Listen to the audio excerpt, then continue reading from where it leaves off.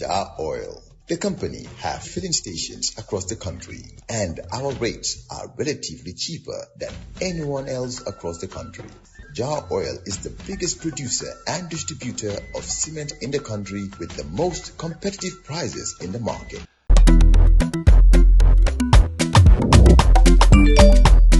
Excellent jam, Suway. Yo, apply. Yo, luta do dede. Luta mo nulo jël moto nga andil ma xaalis. Hello? Ano lay waxal? Bisul mu fine. What? Bisul mu fine. Oh, yes!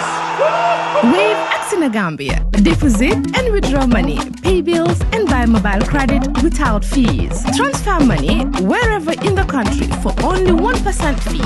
At Wave. Bisul mu fine? Wave. Your money is yours.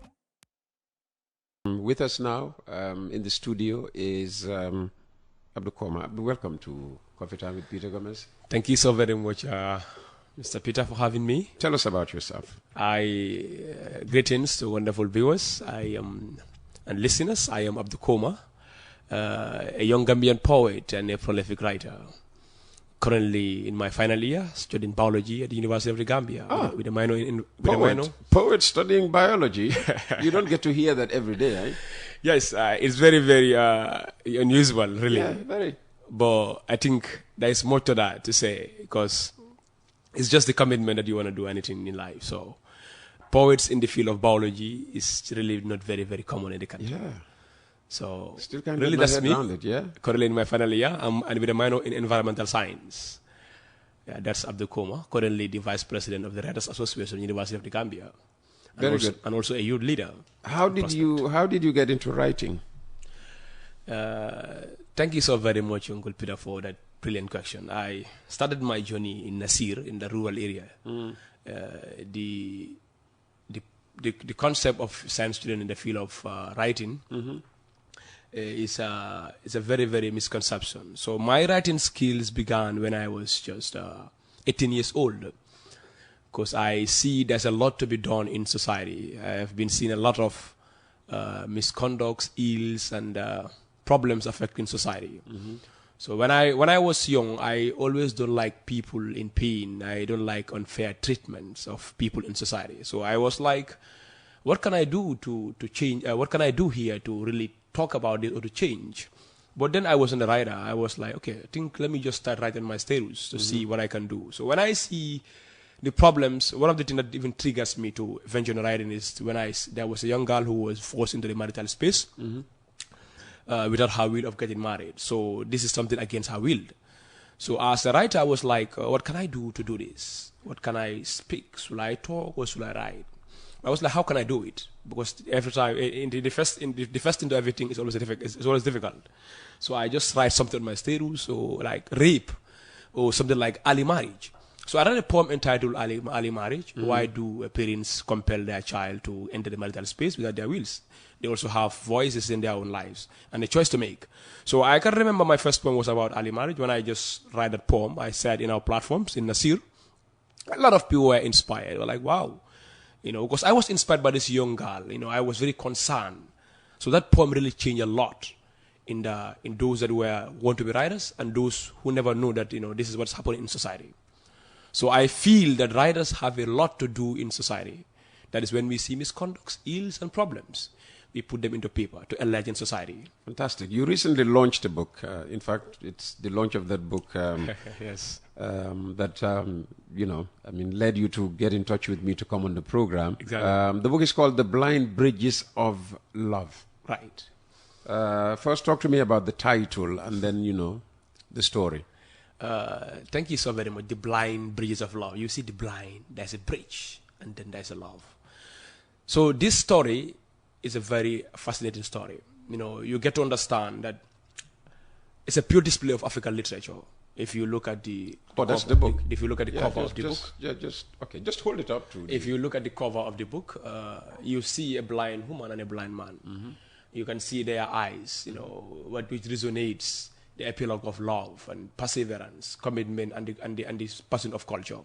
So you get to understand that this book, I think there is a lot of disconnection in society when it comes to the perception of love in terms of culture. So our belief towards blind people to love is always a misconception, because we believe they are blind people, so they should not love. They don't deserve that importance like those that have that visible bias. So I think the blind have a pride of place. They have also an important role to play in society. But what I try to do, this is a blind man and a blind woman who fall in love in a particular kingdom. I decide to give names because you realize most of the writers in the world, when we do, we attract the Western world. We give, in the book I said Bruala is one of the kingdoms where the blind man is from, Tayala where the blind woman is from, Kayana, and the village where the herbalist is from. So a lot of dreams. That is so where there's a man, there's a woman, there's a herbalist. There's a herbalist, and there's also a village hunter. Okay. So this blind man and the blind woman fall in love. Little will they know cultures will betray them. Because sometimes culture disconnect love. Because you believe I am that. So we don't have identical cultures. So our people will not allow us to get married. That happened to this blind woman.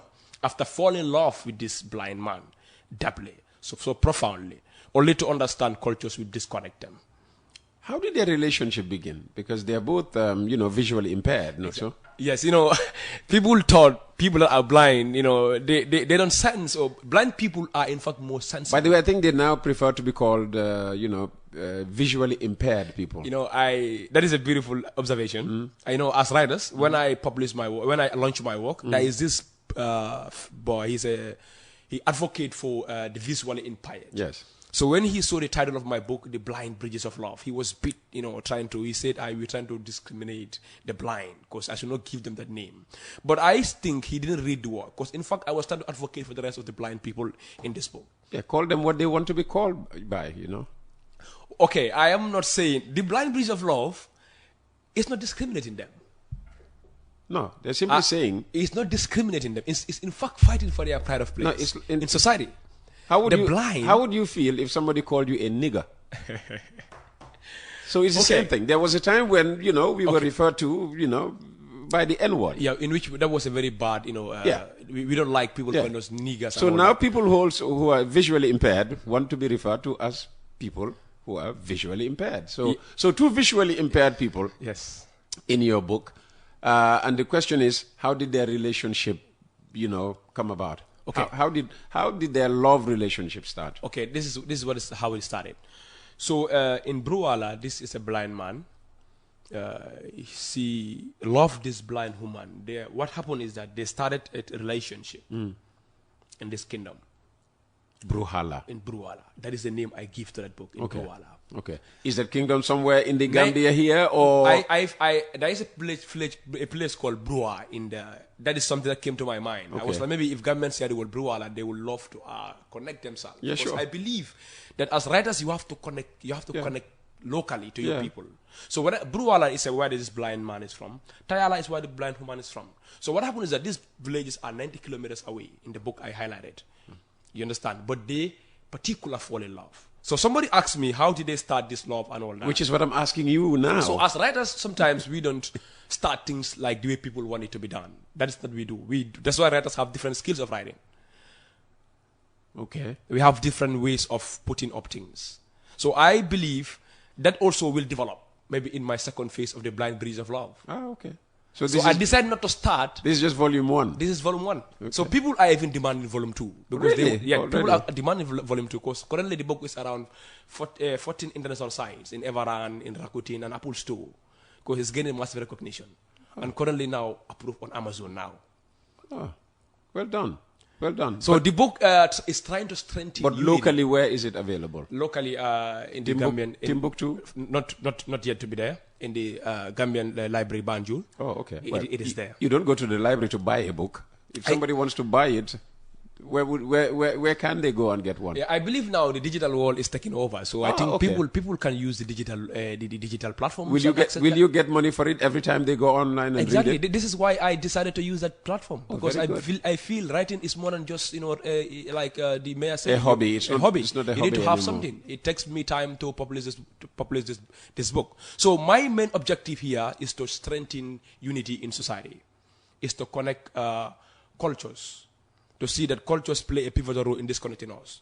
But that should not try to deviate us from being the same. Well, take us through the story. So, you wouldn't go into details of how they started their relationship. When I do that, others will not grab a copy. Already I have massive people that grab copies. So I just want to give synopsis of what the blind bridges of love is talking about. Okay. So these people, they fall in love. What happened is that the village called Bruala, where the blind woman is from, decided not to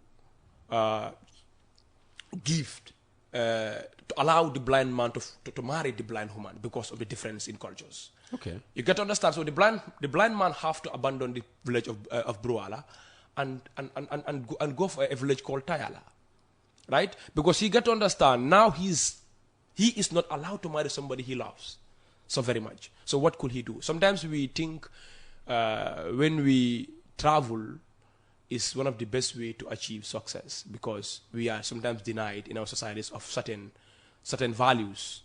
So this blind man have to leave Bruala and go to Land of Dreams, thinking that Land of Dreams will be a land where he will achieve more, because he was denied of getting married. So this blind woman, there's a man called Ogafo who emerged. Ogafo is somebody also from Tayala, who also fall in love with the blind woman. But little will Ogafo also understand that he will be betrayed by culture, because Ogafo is an outdoor of culture, and the blind woman is an indoor of culture. What happened to the blind man, the same thing happens to Ogafo. So Ogafo also was denied. But Ogafo did a very heinous crime against the blind woman. Before leaving the village, he just invited the blind woman, now knowing that he will not marry the blind woman. So what he do is that he tried to give her a pill that is to rape the blind woman. Ooh. So which was a very big crime against the cultures of the blind woman. So Ogafo have to leave and abandon the land. That is to abscond, to go to this village, to abandon the blind woman, because he was denied. So when the blind woman came to understand that he was raped, because he was unconscious, right? So we get to understand she got to understand she have lost her dignity and pride. So that was one of the saddest days the blind woman ever had. So what will she explain to the kingdom that this happens? Because according to the customs of their land, you don't sleep before getting before you enter the marital space. But in fact, in 5 months' time, the blind woman was pregnant. Was pregnant by this village hunter called Ogafo. Okay. So the blind woman could not have stayed. So the village members believed that what she did was willingly done. So they have to banish the blind woman from the kingdom of Bruala. So the blind woman, the question is, where will she go now? After being disconnected with somebody she loved, the blind man. Now, after being also disconnected with somebody she loves, Ogafo, and Ogafo did heinous crime against him. This blind woman is an orphan who lost his father and mother. But the kingdom decided not to investigate what happened.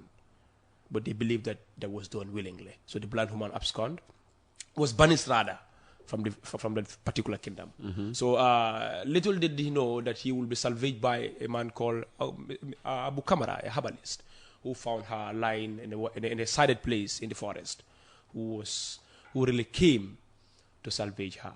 Already the man knows all those, what happened to him, because he is someone who have 4 sides, because people are different in society. Some people can tell what will happen to you. So that doesn't mean they are extraordinary people, but that is because God gives us in different ways. So this herbalist. Are you one of those people? Are you able to look at me and know what will happen to me tomorrow? One thing I know is that you are an extraordinary man. Mr. Peter is a big name, So you say, well, this is actually a book advocating for persons with, persons who are visually impaired. How does it do that? Okay, why I say that? Okay, when I say the blind bridges of love, because this blind woman supposed to fall in love, but that bridge is the culture that disconnect them. That is why the bridge was the key. So you, as a blind person, if you feel you are blind, the reason why I bring this law, because in the end, the blind woman have to fall in love with somebody, with that blind man. They have to meet in a particular kingdom. After all those chaos in society, they have to meet and finally reconcile. They all regain back their sights. Really? Because it happens. After all those tortures, disconnections, the blind man being banished from the kingdom of Bruala, the blind man leaving the kingdom of Tayala because he was disconnected from cultures. In the end, Where the blind man settled, he became the king of that land with so much foresight. And before, I don't want to give too much, synopsis, because like they will not have that and all that. So that's how the story started, because they get back their sights. Okay. But to get this, the only way one can read the book is to go online. Currently, I have some copies. Maybe after my launch, I sold a lot of copies. But I have at least, I think, 10 copies. Okay. Anybody who wants to have a copy. Yeah, but where can they find you? You can just call me. I have my number, 333-8631. Okay. You go to Facebook, you text me, Grammarian Komma Messenger. I replied. Even today, I just give somebody just bought the work. How did the name Grammarian Komma come about? Because that's one of your nicknames. Yeah, Grammarian Komma. Do you have other nicknames? Perpetual poet. I'm a poet too. I'm more into poetry. I write poems more. So perpetual poet and Grammarian Komma. Yeah. Okay. How did Grammarian Komma come about? Grammarian Komma. This is just a friend. My friends normally disturb me a lot, because when I was I can remember in our school days, I speak the technical grammars and all that. Oh, wow. I follow, Lumumba, I follow this father grammarian. So when I'm speaking, so I normally use these jargons, to express my tunes and all that. Sometimes my teachers will even call me grammarian. They start calling me grammarian. So this grammarian start, it started getting popular, Grammarian Komma. So others don't even know I'm Abdou Komma. On Facebook, they call me Grammarian Komma.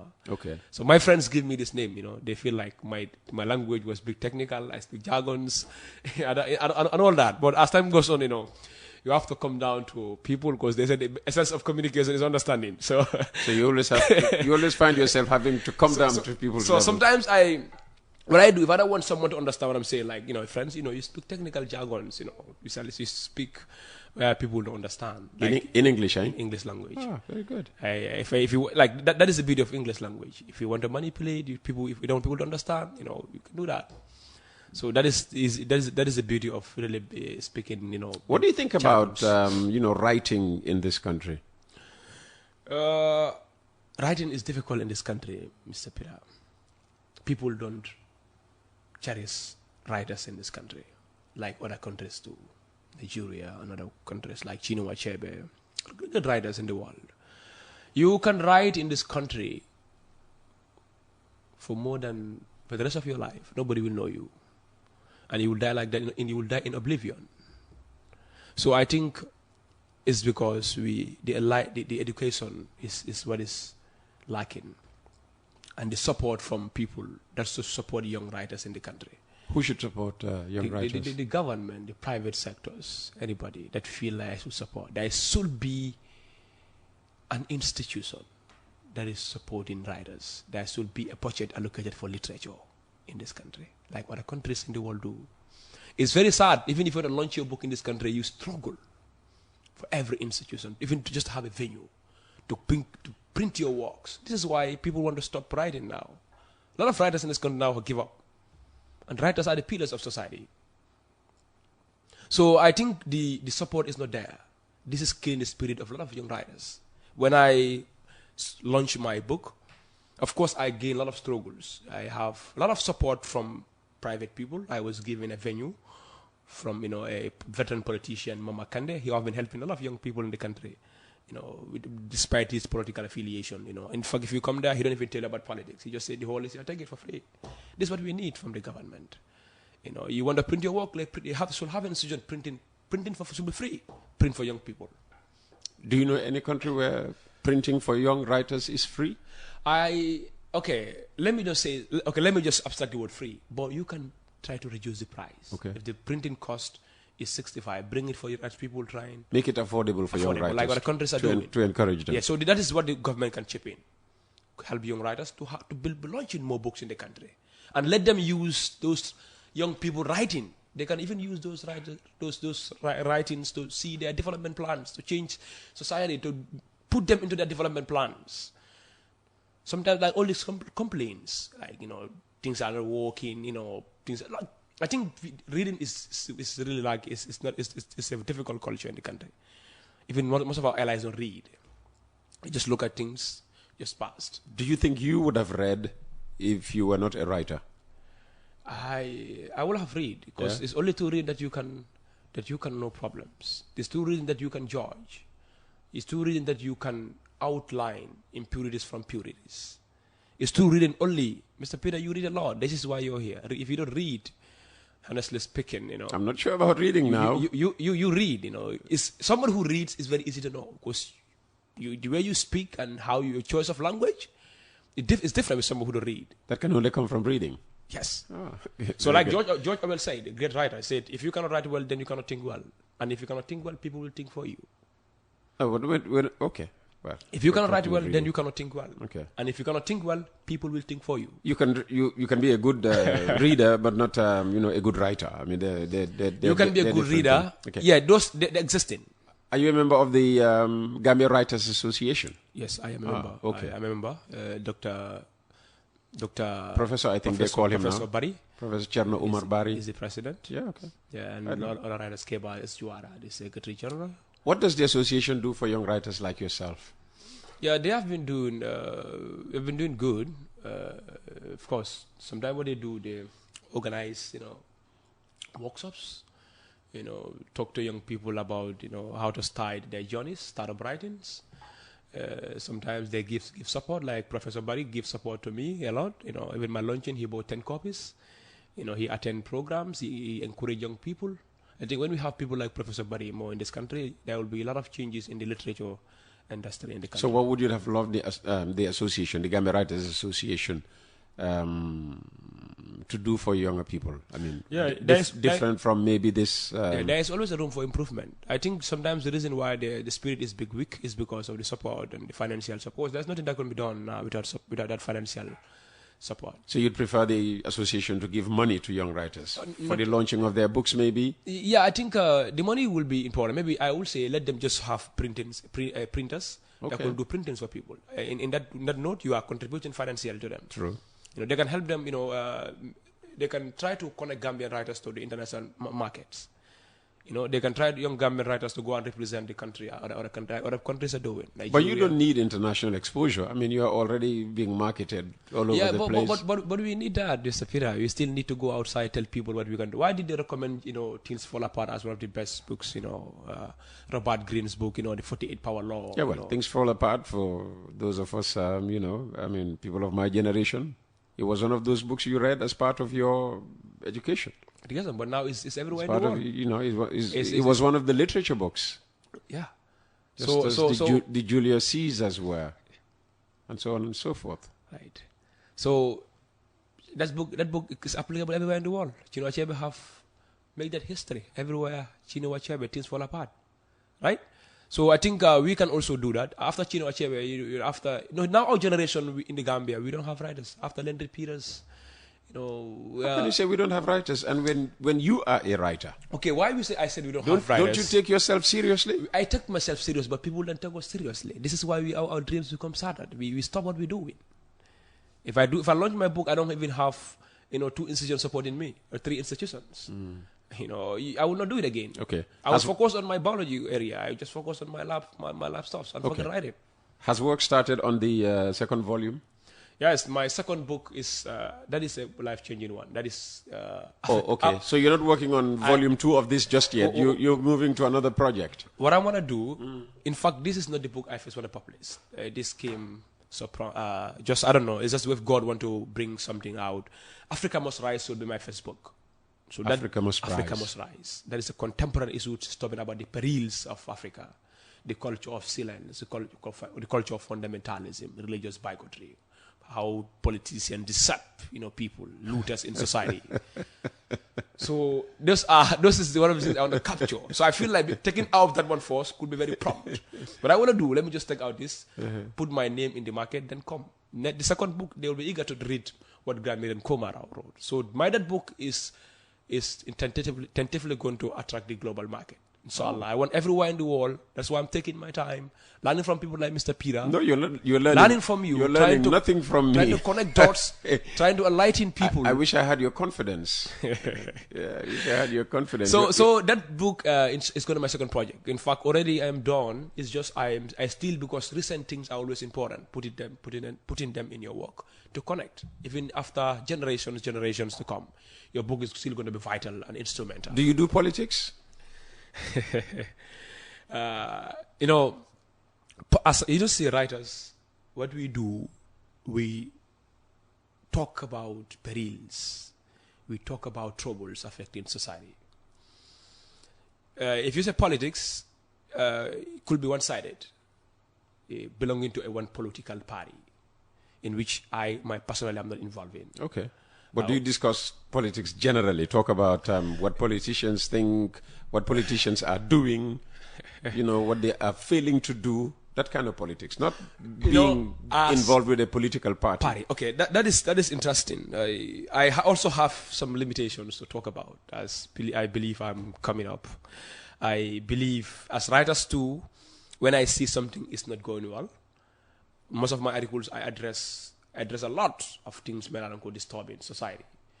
The issue of thinking democracy is working. The issue of trying to deceive young voters and all that.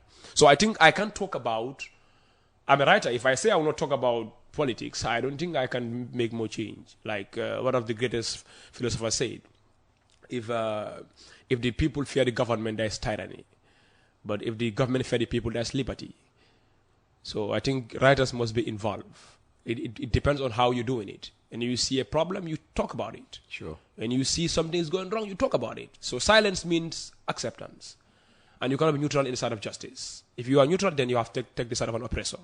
And in which writers, we are never advocating for that. So indirectly, I do it to see that the life of people in my country are attained. But not misdirected politics. Abdou, thanks for coming. How would you like to, end the program? Given 60 seconds, we have to be out.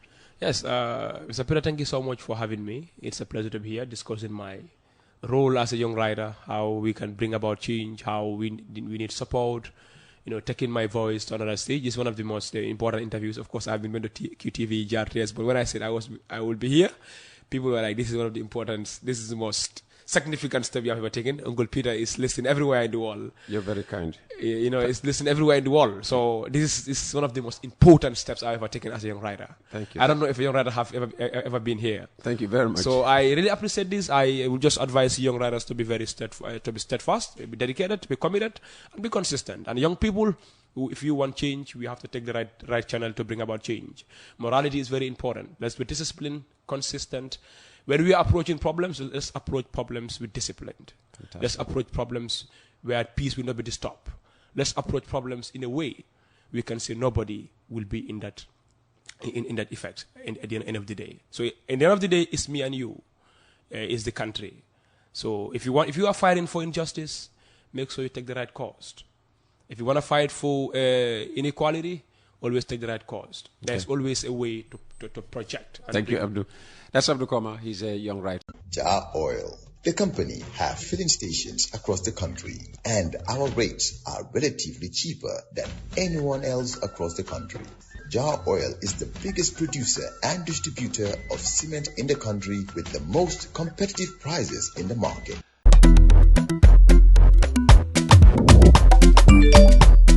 Excellent jam, Wave. Yo, apply. Yo, luta do dede. Luta mënuloo jël moto nga andil ma xaalis. Hello? Kan lay waxal? Bisul mu fine. What? Bisul mu fine. Oh, yes! Wave Gambia. Deposit and withdraw money, pay bills and buy mobile credit without fees. Transfer money wherever in the country for only 1% fee. Ak Wave. Bustle mu fine? Wave. Your money is yours.